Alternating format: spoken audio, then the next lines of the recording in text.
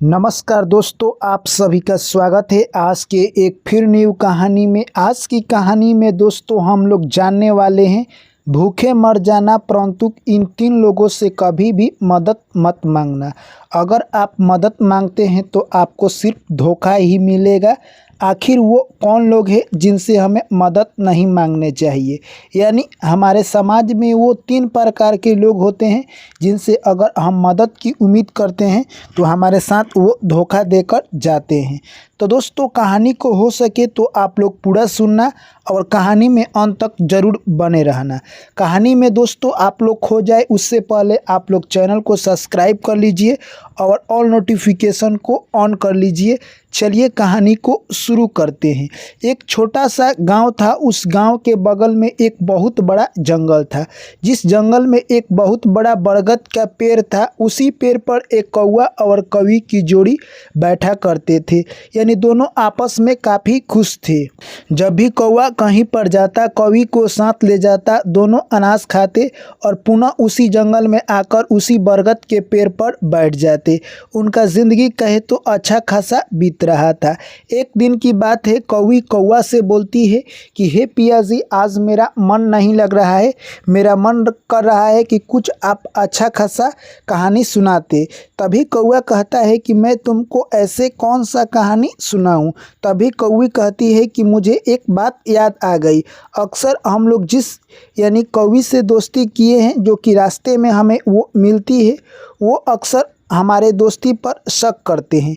यानी हमने उनसे कहा था कुछ और वो समझ गए कुछ और। यानी वो हमें लग रहा है कि हमारे साथ चीटिंग कर रहे हैं। तभी कौवा कहता है कि हे कौवी, अपने ही ऐसे कुछ लोग होते हैं जो हमको दिक्कत देते हैं। हम उन पर भरोसा कर लेते हैं और उनके पास उम्मीद लेकर जाते हैं और वही लोग धोखा देकर चले जाते हैं। अक्सर इन लोगों से हमें बचकर रहना चाहिए। तभी कौवा कहता है कि तुम ऐसे नहीं समझोगी, तुम्हें मैं एक छोटा सा कहानी के माध्यम से समझाने का प्रयास करता हूँ, इसलिए तुम कहानी को पूरा सुनना। उसके बाद कौवा कहता है कि एक नगर था। उस नगर में एक राजा रहा करता था जो कि काफ़ी धनवान था। राजा के पास इतना धन था कि पूरी चर्चा उसकी राज्य में होती। दोस्तों अक्सर आप भी जानते हैं कि राजा के पास धन होता है, पर इस राजा के पास धन इतना था कि इसकी चर्चा पूरे राज्य में हुआ करती थी, क्योंकि जो भी राज्य में गरीब था उसको राजा मुँहमांगा इनाम दे दिया करता था। इसी से उसके राज्य में पूरी चर्चा हुआ करती थी। ऐसे ही दिन गुजरता गया, परंतु राजा के पास एक समस्या थी कि उसका कोई पुत्र यानी संतान नहीं था। ऐसे ही देखते देखते राजा के शादी के 40 बरस व्यतीत हो जाते हैं। तभी राजा सोचता है कि अब मेरा कोई संतान या मेरा कोई लड़का नहीं होगा तो मेरी राजपाट को कौन संभालेगा। तभी रानी कहती है कि भगवान के यहाँ हमारे नसीब में कोई लड़का या लड़की नहीं है, तो नहीं होने वाला है, इसलिए हम लोग को अफसोस नहीं करना चाहिए। तभी राजा कहते हैं कि इसका भी कुछ उपाय करना होगा, वरना हमारे राजपाट को आगे कौन चलाएगा। तभी रानी कहती है कि आप इसके बारे में कुछ सोचिए। तभी राजा कहता है कि इसका आइडिया मेरे मन में एक आया है, अगर मैं उस आइडिया को करता हूँ, उसमें जो भी व्यक्ति सफल होता है मैं उसे राजा बना दूंगा। तभी रानी कहती है कि आपके मन में क्या है। तभी राजा कहता है कि मेरे मन में यही चल रहा है, मैं एक ईमानदार व्यक्ति की तलाश में हूँ। अगर ईमानदार व्यक्ति मुझे मिल जाएगा तो मैं उसे अपना सारा राजपाट दे दूंगा। तभी रानी कहती है कि ईमानदार व्यक्ति को खोजना इतना आसान काम नहीं होगा, क्योंकि आज की दुनिया में हर लोग लूटपाट में लगे हुए हैं। तभी उधर कौवा कहता है कि राजा उसके बाद बोलता है कि इस दुनिया में लूटपाट में तो लोग लगे ही हुए हैं, परंतु अगर हम लोग यानी कहे तो ईमानदार व्यक्ति की तलाश करें तो वो लोग भी मिल जाएंगे। तभी रानी कहती है कि ठीक है, आप ईमानदार व्यक्ति की तलाश कीजिए। उसके बाद राजा कहते हैं मैं ईमानदार व्यक्ति का तलाश ऐसे नहीं करूंगा, उसके लिए मैं कुछ उपाय करने वाला हूं। और राजा अगले दिन कहे तो 3 मोटरी लेता है और रास्ते में निकल जाता है। दोस्तों कहे तो उधर राजा के राज्य में ही एक यानी कहे तो लड़का रहता था जो कि काफ़ी मेहनती था। वो अपने मेहनत दम पर बहुत आगे तक जाना चाहता था, परंतु उसके पास इतना साधन नहीं था कि जो कि अच्छा खासा काम कर सके, परंतु वो कहे तो ईमानदार था, यानी वो कभी झूठ ना बोलने का प्रयास करता था और झूठ बोलता भी नहीं था। वो एक सेठ के घर पर रहा करता था और सेठ का जो भी काम था वही किया करता था, परंतु सेठ उसे कभी झूठ बोलवाने का प्रयास करता जिससे कि उसका ज़्यादा फायदा हो जाए। एक दिन सेठ ने उस लड़के के साथ ऐसा व्यवहार किया कि वो लड़का सेठ से दुखी हो जाता है और काम छोड़कर वहाँ से घर लौट जाता है। तभी रास्ते में कहे तो जो राजा साहब थे 3 मोटरी लेकर जा रहे थे, किसी ईमानदार व्यक्ति की तलाश में उस लड़के से मुलाकात हो जाती है और राजा साहब कहते हैं कि हे बालक, तुम मुझे काफ़ी उदास दिखाई दे रहे हो। तभी वो लड़का कहता है कि क्या कीजिएगा, अपने ही कुछ ऐसे लोग हैं जो कि हमें धोखा दे जाते हैं, यानी हम एक सेठ के घर काम कर रहे थे और सेठ ने मुझे अचानक निकाल दिया। तभी वो राजा कहता है ठीक है, तुम इधर जा ही रहे हो तो मेरा एक छोटा सा मोटरी ले लो और इसके बदले में मैं तुम्हें यानी 2 रुपए देंगे। तभी वो लड़का खुश हो जाता है कि आज का मेरा इनकम हो गया, जो कि 2 रुपए मुझे मिलना था ये राजा साहब दे देंगे और मुझे 2 रुपए मिल जाएगा। दोस्तों वो लड़का ले लेता है मोटरी और आगे चल देता है। जैसे ही राजा और वो लड़के दोनों आगे जाते हैं, परंतु कहे तो दोस्तों उस लड़का को पता नहीं था कि वो राजा था, क्योंकि वो साधारण भेष बनाया हुआ था। जैसे ही आगे जाते हैं तभी देखते हैं कि एक तालाब पार करना था। तभी यानी कहे तो वो राजा कहता है कि तालाब मैं इस मोटरी को लेकर पार नहीं कर सकता हूँ, तुम अगर मेरी मदद कर देते हो तो मैं तुम्हें चांदी के 2 सिक्के और दूंगा। यह सब बात सुनकर लड़का खुश हो जाता है और कहता है कि आज का दिन मेरा बन गया, भगवान मेरे ऊपर खुश है। अगर मुझे सेठ ने अपने काम से नहीं निकाला होता तो मुझे आज चांदी के सिक्के नहीं मिलते। और दोनों मोटरी लेकर वो तालाब पार हो जाता है और राजा भी पार हो जाते हैं और वो लोग फिर पुनः आगे चलने लगते हैं। धीरे धीरे जाते जाते कुछ समय के बाद एक पहाड़ आता है। तभी राजा कहता है कि मैं इस पहाड़ को चढ़ नहीं पाऊंगा, क्योंकि मेरे में उतना शक्ति नहीं है।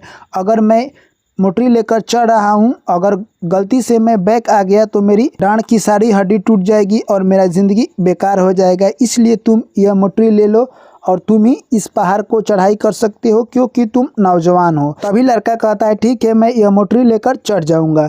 उसके बाद राजा कहता है कि इसके बदले मैं तुम्हें 2 सोने के सिक्के दूंगा। उसके बाद लड़का जैसे ही मोटरी लेकर उस पहाड़ पर चढ़ने लगा, तभी पूछता है कि इसमें क्या है कि इतना भारी लग रहा है। तभी राजा कहता है कि एक में सोने के सिक्के हैं, दूसरे में चांदी के सिक्के हैं और तीसरे में कुछ गहने हैं। यह सब बात सुनकर लड़के के मन में यानी कहे तो पाप करने की मानसा जग गई। वो लड़का सोचने लगा कि यह सब मोटरी लेकर मैं भाग जाता हूँ तो मेरे घर में बहुत सारी अमीरी आ जाएगी और मैं ज़िंदगी भर बैठकर खाऊंगा और मैं स्वयं राजा बन जाऊंगा और मेरे पास इतना धन होगा कि मैं सुख शांति अपना ज़िंदगी व्यतीत कर लूँगा। ऐसे ही देखते देखते कहे तो लड़का काफ़ी ऊपर चला जाता है और राजा नीचे ही थे, यानी कहे तो उन दोनों के बीच में काफ़ी डिस्टेंस बन चुका था। और वो लड़का सोचने लगा कि अब यह मोटरी लेकर मैं भाग जाता हूँ और मेरी ज़िंदगी का सारा समस्या समाप्त हो जाएगा। और वो लड़का मोटरी लेकर घर भाग जाता है। जैसे ही घर जाता है अपने पत्नी को बुलाता है और कहता है कि हे पत्नी, तुम यहाँ पर आओ, देखो मैंने तुम्हारे लिए क्या लाया है। अब हम लोग गरीब नहीं रहेंगे और हमारा ज़िंदगी का सारा यानी कहे तो दुख दूर होने वाला है, अब हम लोग अमीर बनने वाले हैं। तभी उसकी पत्नी आती है और लड़का पहला मोटरी खोलता है। जैसे ही पहला मोटरी खोलता है तो देखता है कि उसमें बहुत सारे पत्थर भरे हुए थे। यह सब देखकर लड़का चौकन्ने हो जाता है, कहता है कि पता नहीं वो व्यक्ति हमारे साथ धोखा कर दिया। उसके बाद दूसरा मोटरी खोलता है तो उसमें भी देखता है कि बहुत सारे पत्थर भरे हुए थे। यह सब देखकर वो लड़का और चौकन्ने हो जाता है और सोचने लगता है जो व्यक्ति हमारे साथ था वो हमको धोखा दे दिया। उसके बाद सोचता है इसमें तो ज़रूर सोने के सिक्के होंगे, और वो मोटरी जैसे ही खोलता है उसमें भी पत्थर भरा हुआ था। यह सब देखकर उसकी पत्नी कहती है कि आप मुझे इतना मूर्ख क्यों बना रहे हैं। तभी वो लड़का सोचने लगता है कि आखिर वो व्यक्ति मेरे साथ इतना चालाकी कैसे किया, अपना काम निकलवा लिया और इसमें सिर्फ पत्थर ही भरा है। तभी वो लड़का देखता है जैसे ही पत्थर हटाता है उसमें एक चिट्ठी लिखा हुआ था। जैसे ही वो लड़का चिट्ठी पढ़ता है तो उसके आंख से आंसू आने लगते हैं और उसने ज़िंदगी में जो भी ईमानदारी की थी वो ईमानदारी के लिए रोने लगता है और अपने कर्म को पीटने लगता है और कहता है कि हे भगवान, ज़िंदगी में आज हमने वो गलती कर दिया जिस गलती को हमें नहीं करना चाहिए।